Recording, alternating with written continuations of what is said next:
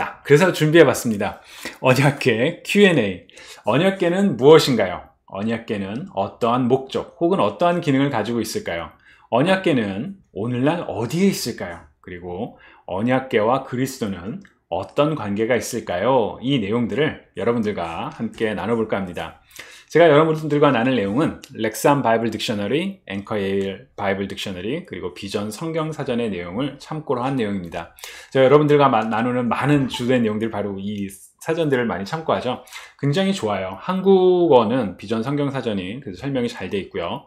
조금 더 깊은 자료들은 이제 렉삼, 가장 깊은 자료는 저 앵커 예일 바이블 딕셔너리가 굉장히 내용이 좋습니다. 그래서 그 내용을 더 참고해 보셔도 좋을 것 같습니다. 자, 언약궤는 무엇일까요? 여러분, 누군가가 언약궤가 무엇인가요? 라고 묻는다면 어떻게 설명을 하시겠습니까? 영어로는 The Ark of the Covenant 라고 얘기를 하죠. 그래서 저 Ark? 방주, 노아의 방주도 저거 아닌가요? Noah's Ark? 이렇게 우리가 지금 생각할 수 있는데, 사실 히브리어로 이 언약궤를 표현할 때 저 Ark라는 단어는 히브리어 아룬이라는 단어에서 번역한 단어입니다. 이 단어는 상자 또는 사람의 시신이 담기는 관을 의미하기도 해요. 그래서 창세기 50장 6절을 보면 요셉의 시신을 담은 그 관, 바로 그 단어를 이 아룬으로 표현하기도 합니다. 근데 이제 주로 이 단어는 이 언약궤의 그 상자를 표현하는 단어로 많이 표현이 되고요. 영어 성경에서는 사실 이 아크라는 단어가 노아의 방주나 혹은 모세가 어렸을 때 태어나자마자 이제 담겼던 갈대 상자가 모두 이 아크로 번역을 하거든요. 근데 노아의 방주나 모세의 갈대 상자로 번역된 아크의 그 히브리어는 테바라는 단어예요. 이 단어는 아마도 그 외래어에서 가져온 단어 같다라고 이렇게 설명이 나오더라고요. 그러니까 이제 노아의 방주나 모세의 갈대 상자 둘 다 물 위에서 구원을 하는 의미로서는 서로 연결이 되는데 이 언약궤하고는 그렇게 직접적으로 연관은 되진 않죠. 그러나 이제 영어로는 다 아크라고 번역이 되기 때문에 그렇게 이제 우리가 함께 생각해 볼 수 있죠. 언약궤는 다른 이름들이 있어요. 예를 들어 증거의 궤, 하나님의 궤, 주 여호와의 궤, 법궤, 성궤, 이런 식의 여러 가지 이름이 있죠. 이제 법궤는 법이 담겨 있는 궤, 상자. 성궤는 성스러운 궤, 상자라는 의미가 있죠. 언약궤는 출애굽기 25장을 보면 하나님께서 이제 모세에게 이 언약궤를 만들라 라고 지시를 하세요. 그래서 이제 그거를 바탕으로 만들어진 게 바로 이 언약궤였고요. 구글에서 검색을 해보면 이렇게 다양한 이미지들이 나옵니다. 여러분 보시면 조금씩 다 다르죠. 이게 왜 이러냐면 출애굽기 25장에서 하나님께서 모세에게 언약궤를 만들라고 그 사이즈와 재질과 그런 특징들을 말씀해 주세요. 근데 디테일은 말씀해 주지 않으세요. 그래서 이제 사람들이 이 언약궤 모습이 어땠을까 라고 생각을 할 때 조금씩 그런 이미지들이 저렇게 다 다릅니다. 그래서 실제로 어떻게 생겼는지 오늘날 아무도 알지 못해요. 저는 개인적으로 이 언약궤 하면 가장 먼저 떠오르는 게 바로 영화 인디애나 존스에서 이게 아마 첫 번째 시리즈일 거예요. 그 레이더스 해가지고 이제 이 성궤를 찾는 내용, 이 독일 그 나치들이 이 성궤에 저 안에 힘이 있어서 그거를 갖고 전쟁에서 이기려고 그 이제 인디애나 존스가 그걸 막는 막 그런 내용을 보면 게 어렸을 때 기억에 남아 있어요. 그런 점에서 보면 우리가 어렸을 때 혹은 성경에 대해서 처음 배우는 지식이 어떤 것이냐에 대해서 어떤 것인지가 참 그 이후에 우리의 생각을 많이 좌지우지하는 것 같아요.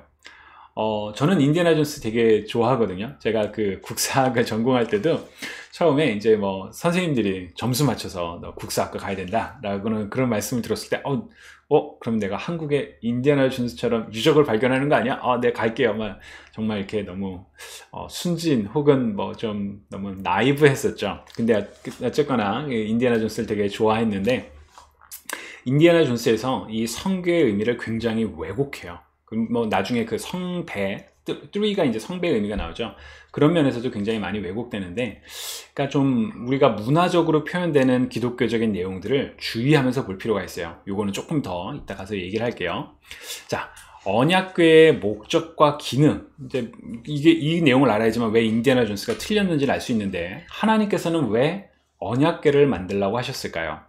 첫 번째는 하나님의 보좌. 그래서 제가 의자 사진을 지금 준비했는데, 하나님께서 앉는, 하나님께서 임재하는 장소로서 언약궤를 만들라고 하셨어요.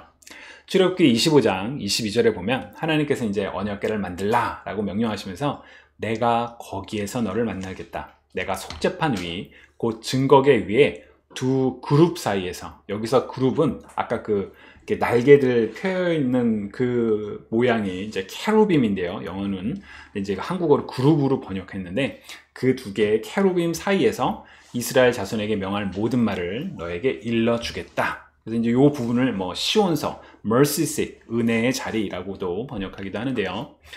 그리고 또 역대상에 보면 다윗이 이렇게 말해요. 나의 형제자매인 백성 여러분, 나의 말을 들으십시오.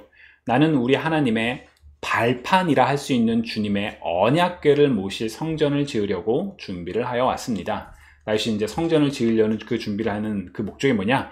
언약궤를 모시는 곳. 그 언약궤는 뭐냐? 하나님께서 발을 올려놓으시는 곳, 하나님께서 계시는 곳라고 이제 이야기를 하죠. 즉 언약궤의 가장 중요한 목적은 그곳에 하나님이 임재하시는 거예요. 하나님은 모든 곳에 다 계실 수 있는데 왜 언약궤에만 임재하시죠? 하나님은 모든 곳에 다 계실 수 있어요. 근데 이제 거룩하신 하나님이시기 때문에 하나님께서 임재하시는 그 장소가 구별되지 않으면 그 죄가 있는 사람도 있으면 죽음에 이르거든요. 그래서 하나님께서 거하시는 특별한 장소가 이제 구약에는 바로 언약궤, 그리고 언약궤가 보관된 성막, 성전으로 그 범위가 확정이 됩니다. 자, 언약궤의 첫 번째 기능, 바로 하나님의 임재하시는 장소, throne이라는 거가 있고요. 두 번째는 저장소라는 그런 목적이 있어요.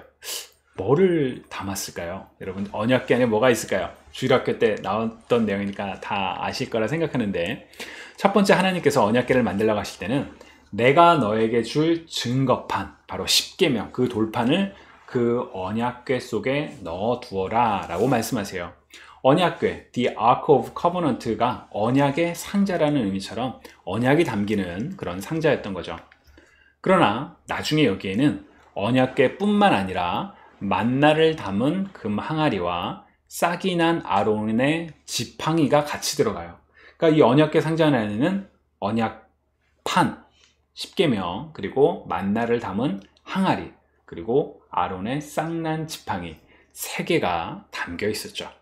그런데 나중에 이제 열왕기상 8장 9절을 보면 이제 솔로몬이 성전을 봉헌하고 그 언약궤를 성전에 둘 때 이런 설명이 나와요. 궤 속에는 호렙에서 모세가 넣어둔 두 개의 돌판 말고는 아무것도 없었다. 그러면 만나가 담긴 항아리랑 아론의 쌍난 지팡이 어디에 갔죠? 이게 이제 오늘 내용하고도 연관되는 부분인데 언약궤가 뺏겨요. 그래서 아마 그때 그걸 뭐 열어보기도 하고 막 그랬던 게 아닌가라고 우리가 좀 추정을 해볼 수 있는데, 어쨌거나 솔로몬이 성전의 언약궤를 봉헌할 때는 이미 두 개는 사라지고 없고 언약판만 있었다라는 것. 자, 마지막으로 언약궤의 또 하나의 어떻게 보면 좀 부수적인 기능이에요. 하나님이 임재하셨기 때문에, 임재하시는 장소였기 때문에 나타난 기능인데, 바로 전쟁에서 이 언약궤가 중요한 역할을 합니다. 예를 들어 여호수아가 여리고성을 이제 정벌할 때 어떻게 정벌하죠? 하나님의 말씀을 따라 여리고성 주변을 돌죠. 그때 앞장섰던 사람들이 바로 제사장, 언약궤를 맨 제사장들이었죠. 이스라엘 민족이 요단강을 건널 때도 언약궤를 맨 제사장들이 요단강에 내려가자 물이 멈췄죠. 그것처럼 언약궤는 이스라엘 민족이 앞으로 나아갈 때 그 이끄는 하나님의 그 임재를 상징하는 그런 거였죠. 또 이제 오늘 본문의 내용인데요. 사무엘상 4장을 보면 이스라엘 백성들이 전쟁에서, 블레셋과의 전쟁에서 질 것 같으니까, 야, 우리가 전쟁에서 이겨야 되겠어. 어떻게 이길까? 언약궤가 우리에게 오면 하나님이 우리와 함께 하시는 거니까 우리가 이길 수 있어 라고 가져오죠. 그때 어떻게 되죠? 뺏기죠. 왜 뺏기는지 그 이유는 이따 조금 더 그 가스펠 프로젝트 하면서 설명해 드릴게요. 자, 세 가지 기능 뭐였죠? 하나님의 임재하시는 장소, 저장소, 그리고 마지막으로 전쟁에서의 기능, 이렇게 세 가지가 있었다라는 거고요. 자, 그렇다면 오늘날의 언약궤는 어디에 있을까요?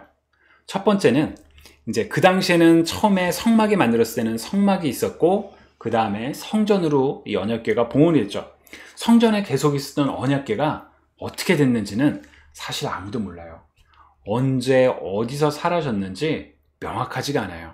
성경은 언약궤가 분명히 솔로몬이 성전을 봉헌할 때까지만 해도 있었는데 그 이후에 어느 순간에 이게 존재하지 않게 되거든요. 이제 그 앵커 예일 바이블 딕셔너리를 보면 한 4가지 설을 이렇게 제시를 합니다. 첫 번째는 열왕기상 14장에 보면 이집트의 시상왕이 공격을 하면서 주님의 성전에 있는 보물과 왕궁의 보물을 다 털어갔다라고 해요. 그럼 그때 없어진 거 아니야? 라는 생각이 들 수도 있죠. 또 열왕기하 14장을 보면 이제 이스라엘이 북이스라엘과 남유다로 나눠져 있을 때 남유다에 예루살렘이 있고 거기에 성전이 있었죠. 이스라엘의 여호아스 왕이 공격해서 성전과 왕궁의 보물창고에 있는 걸 다 약탈했다고 그러고요. 그럼 그때도 아마 없어졌을 가능성이 있어요. 혹은 므낫세가 이제 타락했을 때 성전에 막 이방신을 섬기는 제단을 두고 그 성전을 막 일종의 우상의 성전으로 바꾸거든요. 그때 없어졌을 거다라는 추측이 있고요. 그리고 마지막으로 바벨론의 느부갓네살 왕이 침략했을 때 여기가 다 털려요. 근데 열왕기하 25장 13절부터 17절에 보면 이렇게 빼앗긴 목록들이 나오는데 그 목록에 성궤가 언약궤는 존재하지 않아요. 그러니까 어느 순간에 이게 없어진 거죠. 근데 아까도 얘기했지만 인디애나 존스 때 보면 시바 여행이 왔다가 그때 가져간 거다. 이런 민간 전승이나 그런 여러 가지 사람들의 설은 많은데 언제 없어졌는지는 모르고 어디에 있는지도 사실은 알 수가 못합니다. 인디애나 존스 영화 보면은 이제 미국에 있죠. 미국의 공군기지 에어리어 51인가요? 거기서 이제 있는 걸로 나오는데 그거 다 이제 잘못된 얘기고요. 사실 이게 없어지고 오늘날에 필요하지도 않아요. 아니 그 당시에도 이미 필요하지 않아요. 왜냐하면 예레미야 3장 16절에 보면 그때가 이르러서 너희가 이 땅에 번성하여 많아지면 아무도 다시는 주의 언약궤를 말하지 않을 것이다. 나 주의 말이다. 그것을 다시는 마음속에 떠올리지도 않을 것이며 기억하거나 찾지도 않을 것이다. 그것이 필요도 없을 것이다. 언약궤가 필요도 없을 것이다. 라고 예레미야가 하나님의 말씀을 대언해요. 아니 언약궤는 하나님께서 임재하시는 장소고 하나님께서 이스라엘 민족의 승리를 가져다 주시는 그런 중요한 건데 왜 이게 필요하지 않다라고 그럴까요? 앵커엘 바이블 딕셔너리에서 되게 재미난 설명을 하더라고요.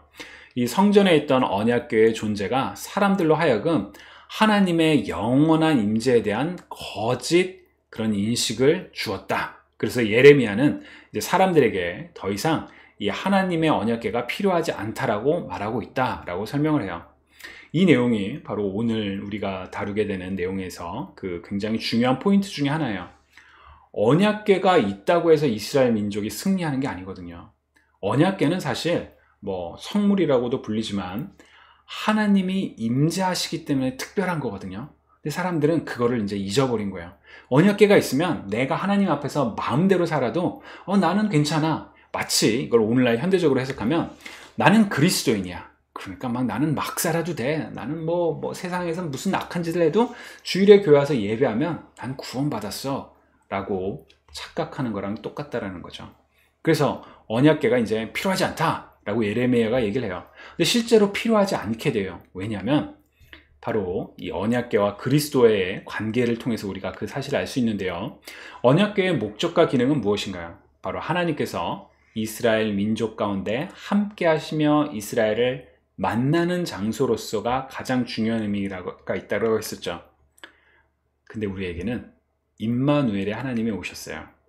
보아라 동정녀가 잉태하여 아들을 낳을 것이니 그의 이름을 임마누엘이라고 할 것이다. 임마누엘은 번역하면 하나님이 우리와 함께 계시다는 뜻이다. 하나님께서 함께 하시는 그 임재의 장소로서 언약궤가 이전에 필요했다면, 그리고 언약궤가 있던 성전이 필요했다면 이제는 하나님께서 직접 우리에게 찾아오시죠. 예수 그리스도가 오셨고요. 예수 그리스도가 승천하신 이후에는 성령 하나님이 모든 믿는 자들에게 오셨죠. 그래서 언약궤가 가진 가장 중요한 그 펑션이 바로 그리스도로 성령 하나님으로 대체가 돼요. 또 하나 더 중요한 이유 중에 하나는 새 언약 때문입니다. 예레미야서를 보면 그러나 그 시절이 지난 뒤에 내가 이스라엘 가문과 언약을 세울 것이니 나는 나의 율법을 그들의 가슴속에 넣어주며 그들의 마음판에 새겨 기록하여 나는 그들의 하나님이 되고 그들은 나의 백성이 될 것이다. 나 주의 말이다 라고 얘기를 하죠. 아까 언약계의 중요한 펑션이 그 하나님께서 주신 언약판, 돌판이 담겨 있던 거죠. 근데 이제는 율법을 그 언약계에 담는 게 아니라 사람들의 마음속에 담아준대요. 그들의 마음판에 언약판을 새겨주고 하나님은 사람들의 하나님이 되고 우리는 하나님의 백성이 될 것이다. 그 일이 어떻게 이루어지죠? 바로 예수님께서 우리를 위해 흘리신 새 피로 세우신 새 언약으로 말미암아 하나님께서 예레미야를 통해 약속하셨던 새 언약이 체결이 되죠. 그렇기 때문에 오늘날의 언약궤는 더 이상 필요하지 않습니다. 물론 그 인디애나 존스나 그런 영화를 보면 이 언약궤에 마치 신비한 게 있는 것처럼 이걸 가지려고 하지만 사실 설령 오늘날의 언약궤를 발견해도 그건 의미가 없어요. 그거는 그냥 지나간 물건일 뿐이에요. 우리에게는 완전한 예수 그리스도가 오셨기 때문에 사실 그래서 고고학적으로 언약궤를 찾을 수 있다면 찾으면 좋겠죠. 그러나 그 언약궤를 통해서 어떤 특별한 그렇지 않습니다. 우리 그리스도인들이 굉장히 주의해야 될 그런 부분 중에 하나가 바로 이 언약궤와 관련된 잘못된 인식이 아닐까 싶습니다. 이 내용은 오늘 가스펠 프로젝트 하면서 더 자세히 설명하도록 할게요.